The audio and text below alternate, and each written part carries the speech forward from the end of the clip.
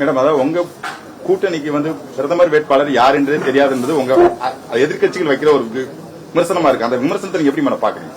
அந்த விமர்சனம் எதிர்க்கட்சிகள் என்பவர்கள் அது அவங்க பிரச்சார யுக்தியா மேபி அவங்க யூஸ் பண்ணலாம்னு நான் நினைக்கிறேன். அப்ப மம்தா பானர்ஜி எப்படி இன்னைக்கு வெஸ்ட் பெங்கால் ஃபுல்லா அவங்க தனிச்சு போட்டிடுறாங்க. அப்ப அவங்களுடைய பிரதமர் வேட்பாளர் யார்? இதே தான் அனைத்து இந்திய அண்ணா திராவிட முன்னேற்றங்களும் அம்மா ஜெயலலிதா இருந்தப்ப அவங்க அனைத்து தொகுதி அப்ப அவங்களுக்கு வந்து மோடியா லேடியான்னு தான் அவங்க சொன்னாங்க.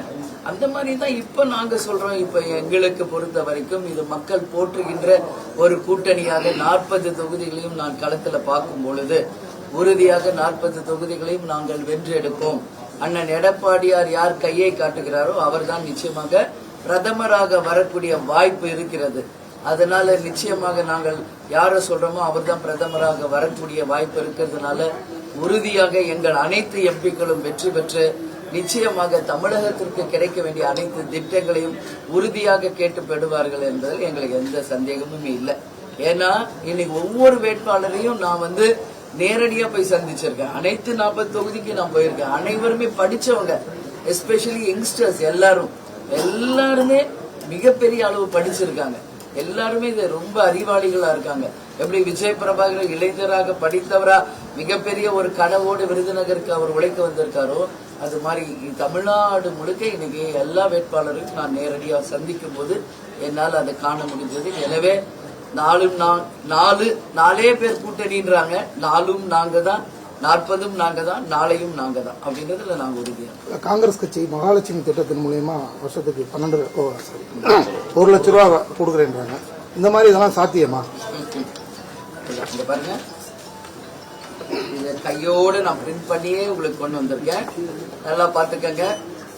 நான் விருதுநகருக்கு வந்து 2 நாள் ஆச்சு. இது எல்லா இடத்திலையும் மக்கள் வந்து இதை வந்து மிகப்பெரிய அளவு கேள்வி கேட்கிறாங்க.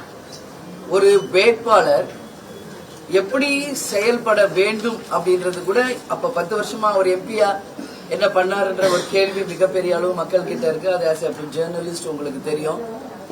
நான் என்ன சொல்ல வரேன், இது முற்றிலுமாக தேர்தல் விதி மீறல். கீழே பாருங்க, கையெழுத்து வாங்கியிருக்காங்க. யாரு? முத்துலட்சுமி என்கின்ற ஒரு பெண்மணியிடம். இது வந்து ஜஸ்ட் 1 சாம்பிள் தான்.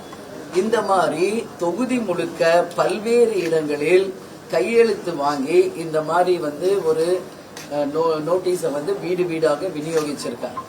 ஒரு 10 ஆண்டு காலம் ஒரு எம்பியாக இருந்தவருக்கு அட்லீஸ்ட் ஒரு பேசிக் நாலேஜ் வேணும். ஒரு வேட்பாளராக இருப்பவர்கள் வந்து மிக பொதுவெளியில இதை வந்து செய்யக்கூடாது. அந்த வகையில இதை பார்த்தா உறுதியாக மாணிக் தாக்கூர் அவர்கள் இந்த ஒரு விஷயத்துக்காகவே தகுதி நீக்கம் செய்யப்பட வேண்டும். Completely he should be disqualified. செய்திகளை உடனுக்குடனும் துல்லியமாகவும் தெரிந்து கொள்ள சப்ஸ்கிரைப் பண்ணுங்க.